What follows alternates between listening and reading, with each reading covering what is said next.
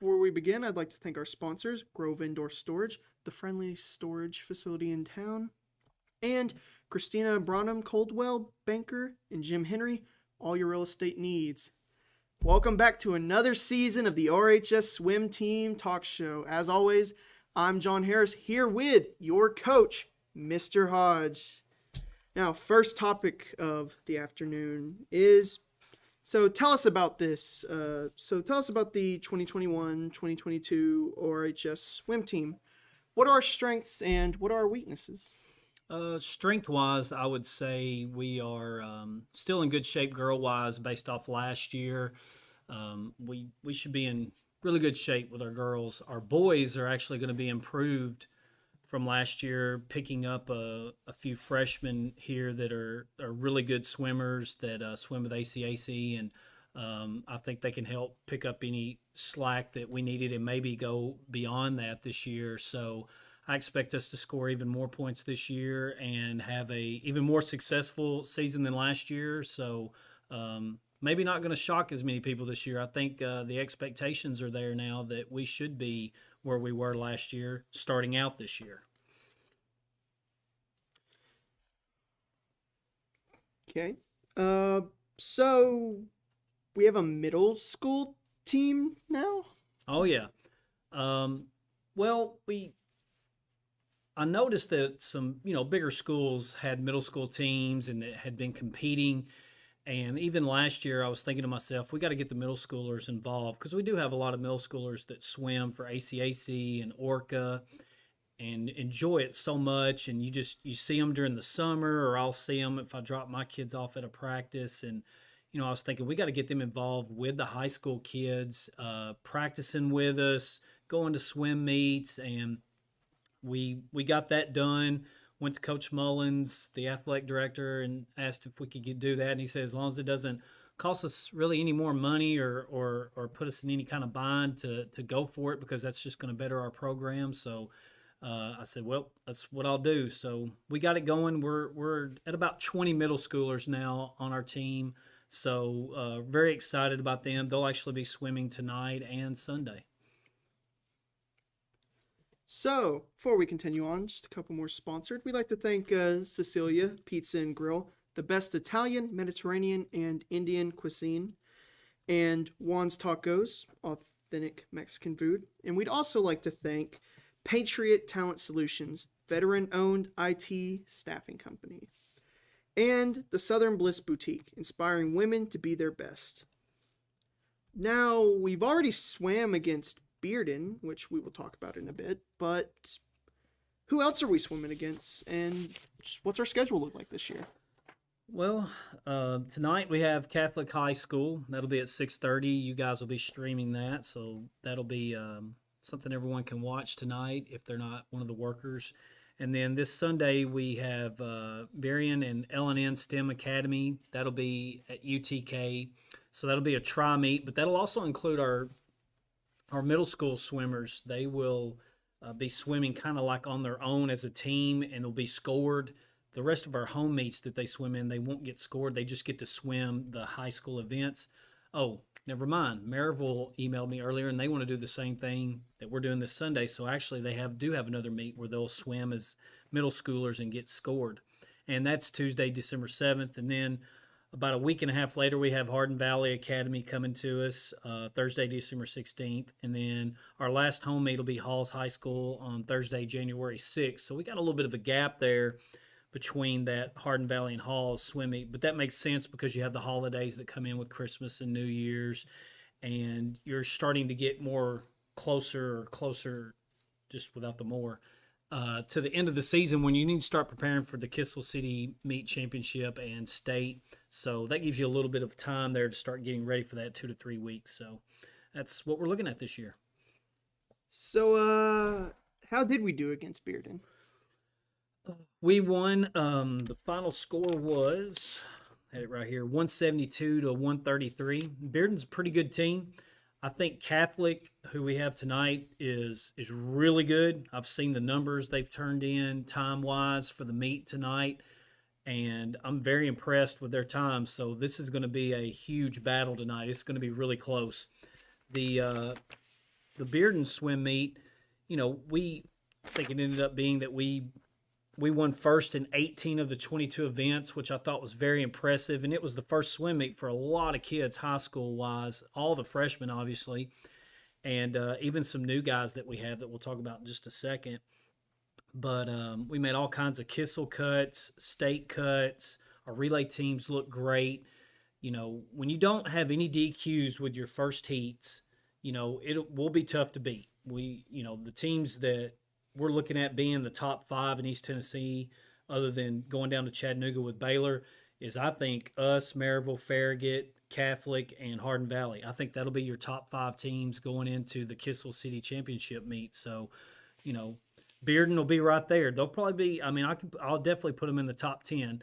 And I know he was missing some kids, and so were we at that meet. So it's not a 100% representation of what would have happened, but it was obvious that we were going to win that meet, and we did. And I was very proud of our kids, how they swam.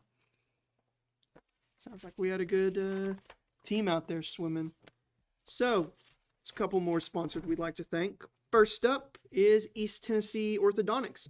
Our smiles light up East Tennessee. As well, we'd like to thank Knoxville Pharmacy, because food brings people together.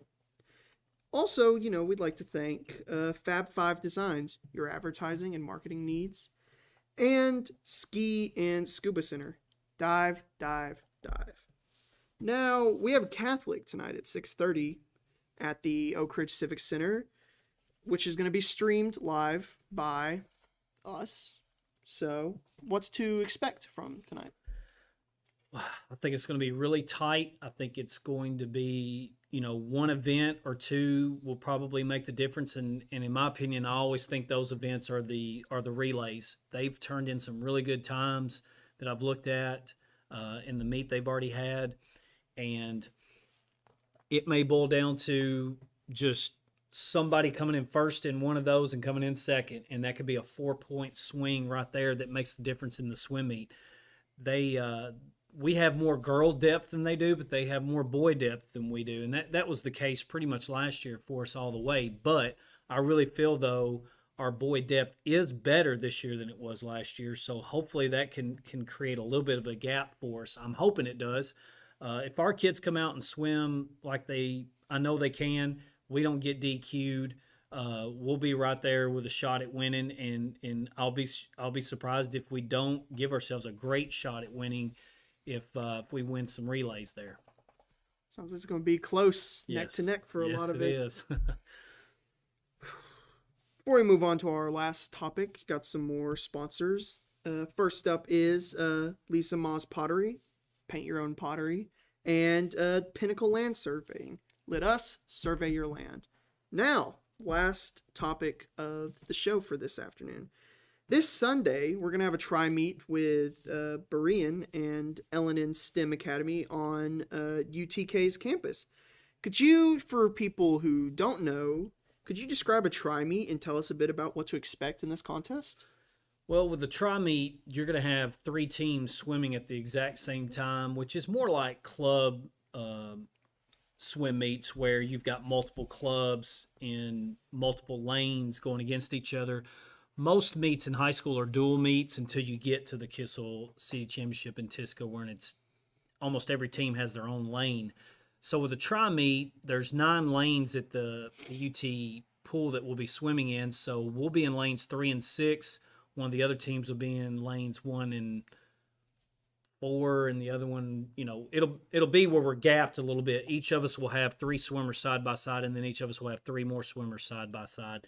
And then we'll have 3 exhibition lanes, which means you can do one of 2 things. Just leave it empty, or you can put a swimmer in there that wants to do one of 2 things. Either they want to swim an extra event, but it not count as scoring, or they're wanting to swim to get a particular time to maybe make a Kissel or a state cut and just want to get that in and not have to not get to swim it, but instead swim 2 other regular events where they get scored. So that's what an exhibition lane is for. And we'll have one tonight in lane 7 at our swim meet.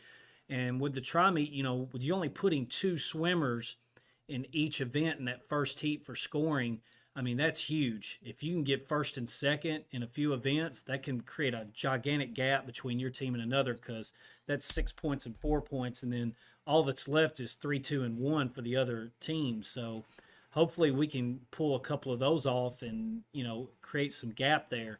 They're both private schools, I believe, and we've never swam against them, or we didn't last year, other than the Kissel City meet. I don't really know a whole lot about them. I'm sure they have a ton of good swimmers. They approached me and asked if we could do a try meet at UTK, and I was like, yes.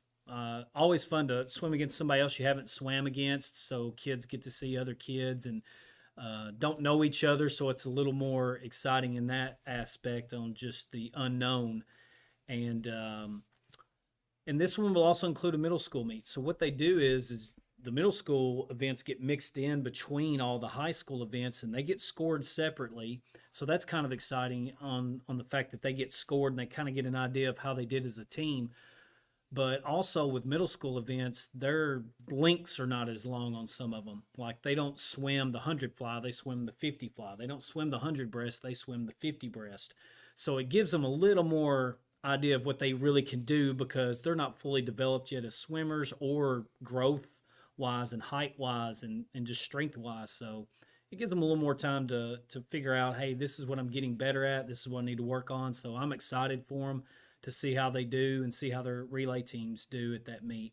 I do want to mention our seniors. I didn't put it on the topics, but I do want to kind of mention them. We do have, I believe, 10 seniors out of our 33 varsity. So our senior group actually is twice as big this year. And that's got Charlie, Mason, Sydney, Eli, Claire, who now goes by Finn, Claudia, Santiago, Robert, Beatrice, and Teus.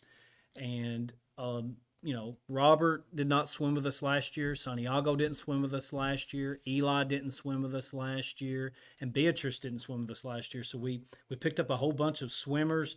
I know Christian knows a few of them, like Beatrice, because she runs cross country and track. So, it was great picking her up. She's a good athlete, hard working, one of the hardest working kids I've ever come across. So we got a good, solid senior group, and they're representing 10 out of 33 varsity swimmers. So they're almost 1/3 of our team. So it's going to be a big group leaving us after this year.